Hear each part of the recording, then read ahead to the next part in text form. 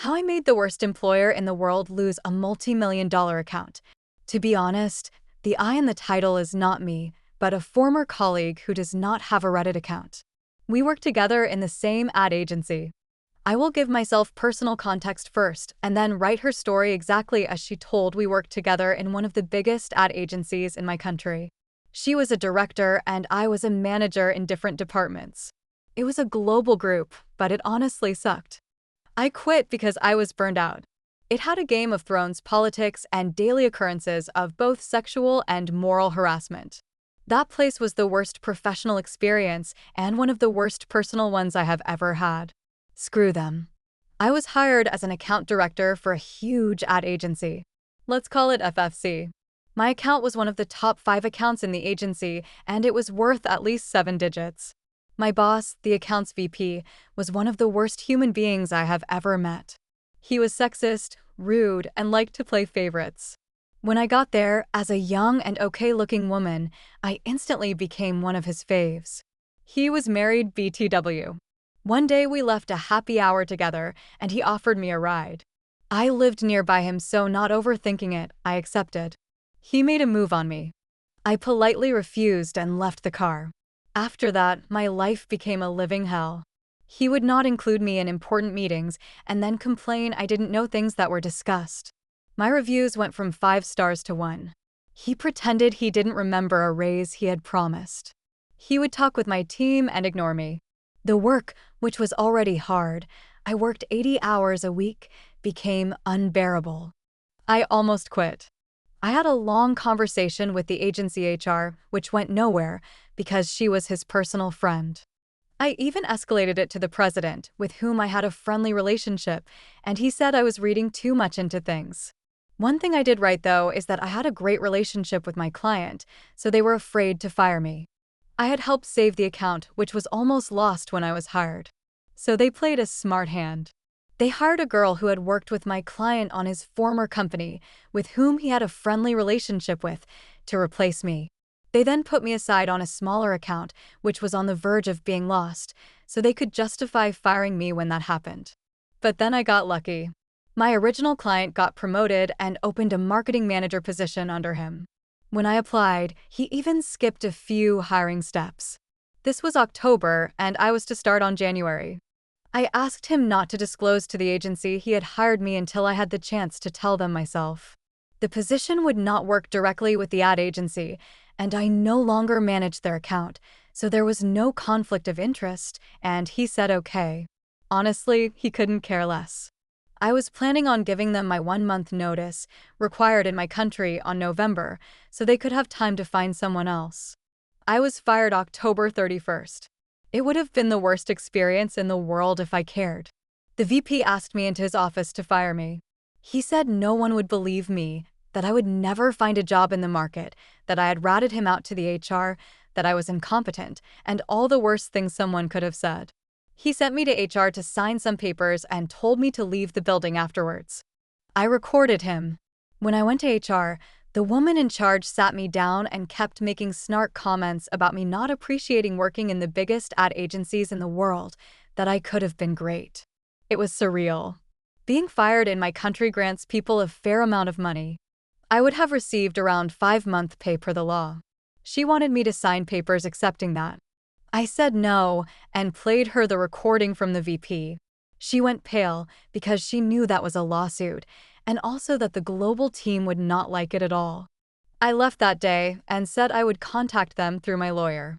Never said anything about the job lined up. The next week, my lawyer, my recording, and a bunch of other documents, emails, text messages, sat down with the agency to negotiate. I ended up with over 15 months' pay. Both parts signed an NDA, which included me saying I had quit. I then took a 2-month vacation, told my new boss I had made a deal while quitting, but that I had not disclosed I was going to work for them. He said he would tell them himself. Not to worry. Come January, and I start my new job. My boss then tells me that, since I was the one with the most experience in advertising agencies, I would be a consultant to the annual deals for all the agencies that managed all their accounts. This included allowing new agencies to pitch for us. My boss, which didn't deal with FFC anymore, of course forgot to tell them about me. No feeling in the world was better than entering the agency as a client. It was almost orgasmic, sitting in a meeting to see their pitch and watching the VP dumbstruck face when he entered the room. I was nothing but nice, made pertinent questions, and smiled all the way through. I ended up telling my boss in confidence what had happened. He authorized me to advise against the agency, said that if compliance knew about their behavior, they would lose the account anyway. They lost the account. They lost 3 other accounts in that same year. The whole leadership was fired. The agency closed. The VP can't find a job for his life. Entitled driver gets exactly what she deserves. I live in this upper-class liberal town in Ohio called Bexley. Everyone in this town acts like complete self-righteous, narcissistic, entitled boneheads and feel that their crap smells better than everyone else's. People buy their kids new luxury cars when they hit 16. My neighbor got a brand new BMW for passing her driving exam. It sounds absurd, but it's just how Bexley is.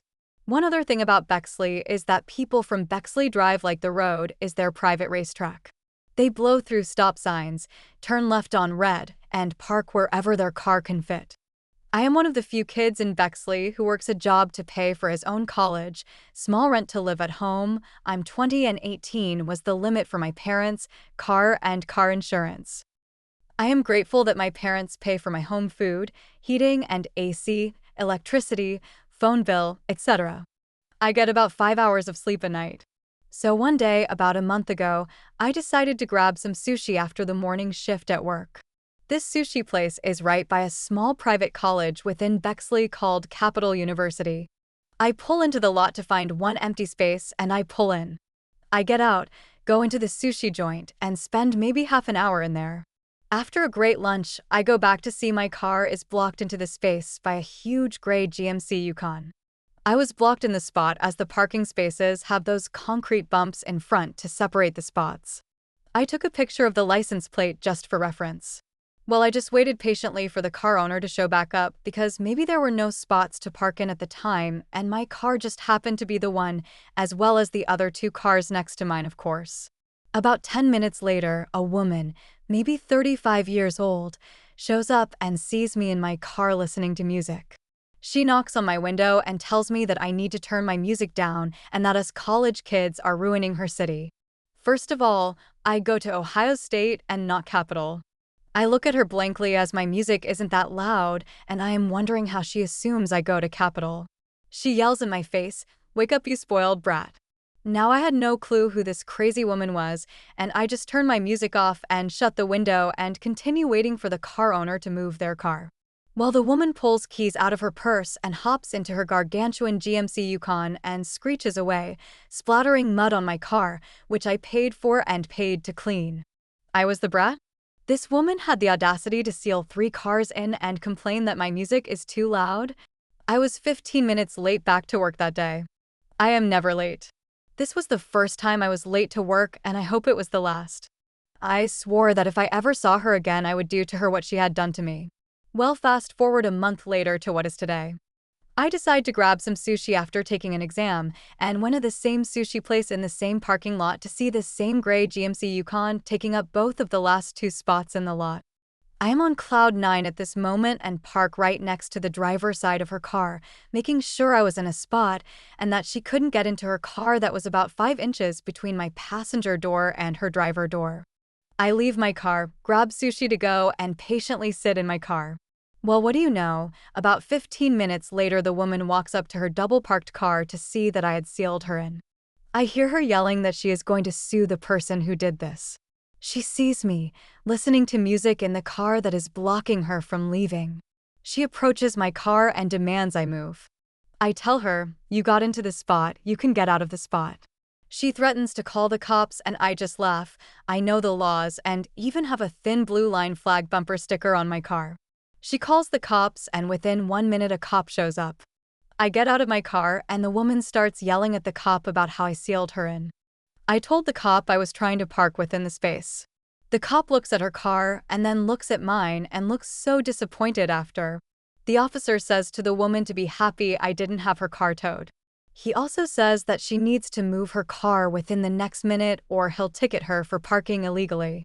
Angrily, the woman climbs in her passenger door and is struggling to reach the driver's side. She's throwing garbage out of her car in a fit, gets in and moves her car over to drive. The cop knocks on her window and orders her to pick up her trash. She says to him, "Well, isn't that what the garbage men do?" I am trying so hard to keep a straight face, but I just start laughing my ass off because of her stupid remark. At this point, the woman looks at me, and it seems she finally remembered who I was. Looking very angry, she sighs, gets out of her car, picks up her trash, and gets back into her car. The cop gets back into his car and tries to pull away as the woman jerks her car out of the spot, nearly hitting the cop car, and speeds to the end of the lot, where she stops at the red light. The woman, forgetting that she isn't the queen of the world and speeding is illegal, immediately gets pulled over. This lot is about 40 feet wide, and the woman is about 20 feet from me so I can hear her. She starts yelling to the cop, "Reckless driving?" And I know exactly what is going on. I get back in my car, turn the music back on, and start thanking heaven for giving me this satisfaction. I pull away from the lot to have the greatest sense of fulfillment I have ever had in my life.